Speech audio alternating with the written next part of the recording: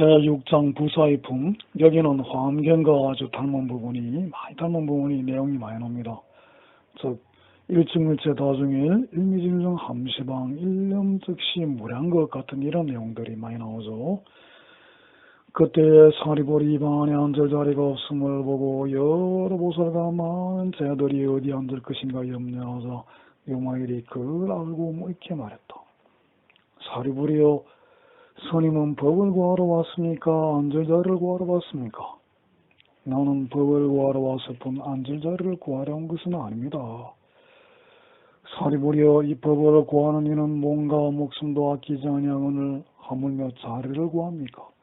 법을 구하는 것은 색수상 행식으로 구하는 것이 아니며 18개와 12입을 구하는 것이 아닙니다. 6개, 색개, 무색개를 구하는 것이 아닙니다.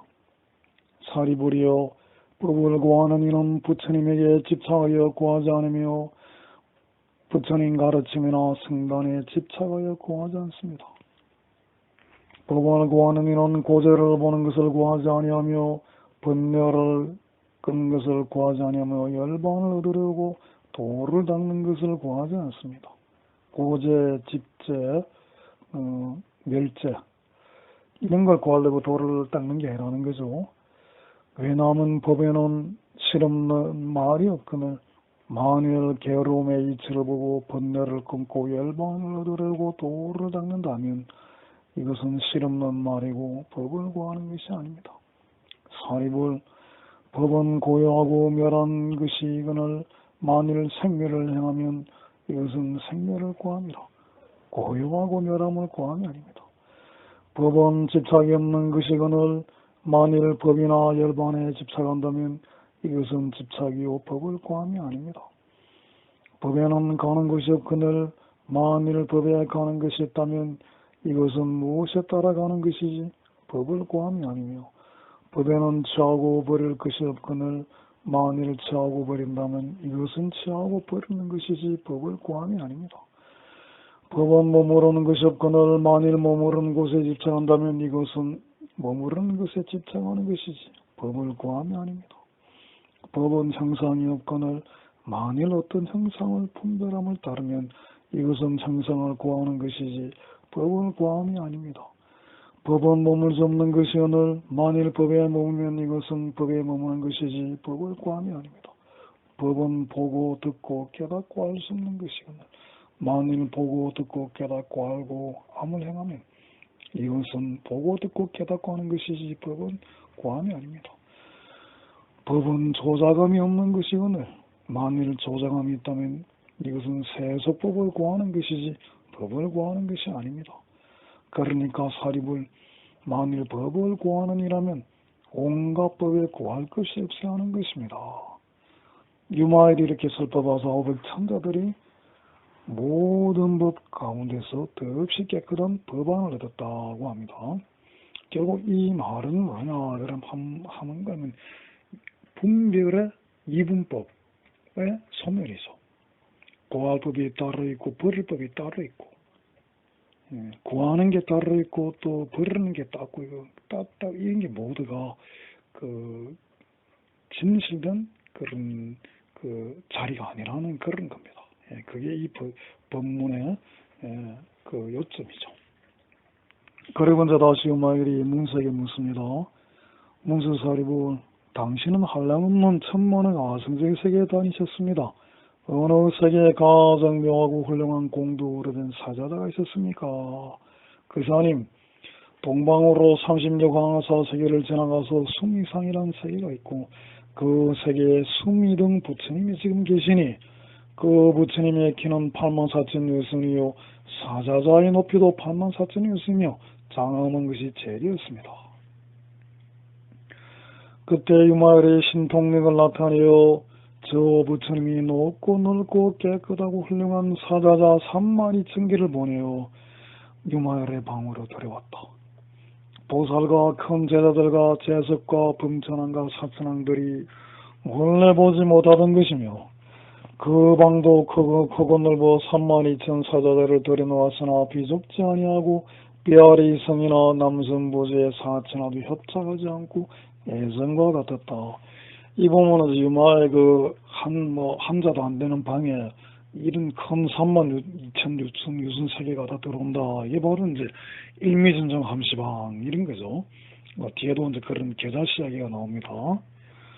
문수사려 이 사자자에 나가서 여러 보살들과 함께 앉으시되 선기가 저 사자자에 갖게 하십시오. 신통로던 보살들은 즉시 몸이 변하니 기가 42,000유승쯤 되게 하여 사자자에 앉았으나 새로 발심한 보살이나 큰 제자들은 모두 올라가지 못하였다. 그때 유마열은 사리불에게 사자자에 앉으시라고 했다. 그사님, 이 평상은 너무 높고 커서 우리는 올라갈 수가 없습니다. 사리불은 수미등왕 부처님께 예배하면 올라앉을 수 있습니다. 그러니까 이제 사리불이 못 올라간다 그러자 부처님께 예배하면 올라간다 이렇게 말하죠. 이것도 참 의미가 깊습니다.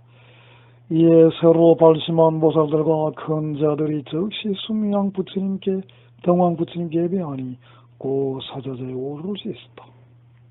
그사님 참 희한한 일입니다. 이 좁은 방에 이렇게 높고 넓은 평상을 들여놓아도 이 비아리 성이 비좁지도 아니하고 이 남선부지에 있는 천랑이나 도시나 이 사천안에 있는 천국영웅이나 귀신의 궁전 등도 비좁지 않습니다. 즉 상득상일이죠. 이게 바로 이제 사사무예라는 거죠. 사리불이여 모든 부처님과 보살들은 불가사의란 해탈이 있나니 이 해탈에 머무는 보살들은 높고 넓은 수미산을 겨자씨 속에 넣더라도 커지거나 작아지지 않습니다. 수미산도 본 모양과 같으며 사천안왕 도리천의 여러 천인들도 자기 몸의 겨자씨에 들어가는 줄을 깨닫지도 못하고 알지도 못하거니와 제도를 받을 만한 일하여 수미산의 겨자씨에 들어가는 줄을 보게 됩니다. 이것이 불가사의 해탈뿐입니다. 이렇게 이제 수미산을 겨자씨에게 넣어도 갈 수 있는 이유가 뭔가 하면은 결국 대립이 없기 때문이죠. 너가 나다 나다 너다 하는 분별이 있기 때문에 이사도 무의하고 사사도 무의해지는 겁니다. 만약 분별이 있으면 나는 수미산인데 어떻게 겨자씨에 들어가지? 저놈은 겨자씨인데 이렇게 생각하면 이제 못 들어가는 겁니다.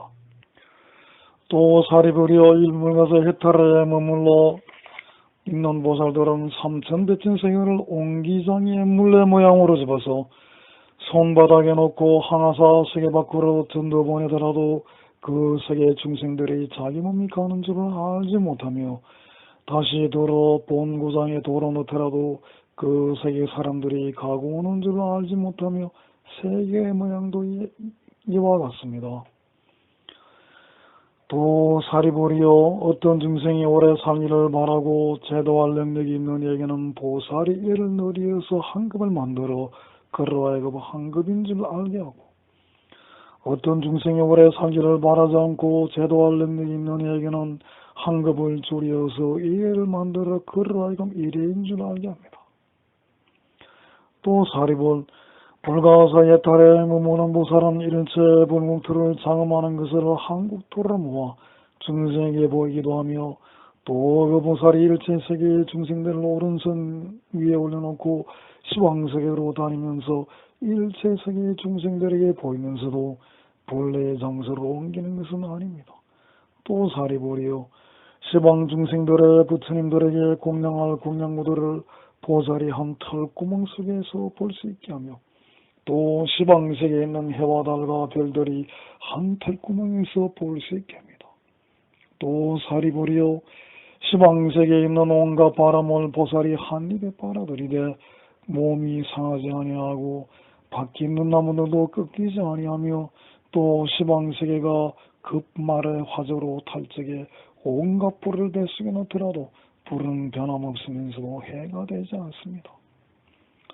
또 아래쪽으로 항아사같이 많은 세계를 지나가서 한국도를 들여다가 위쪽으로 항아사같이 많은 세월을 지나가서 놓더라도 바늘 한 개로 대추나무 하나 깨어드는 것 같아 요란하지 않습니다.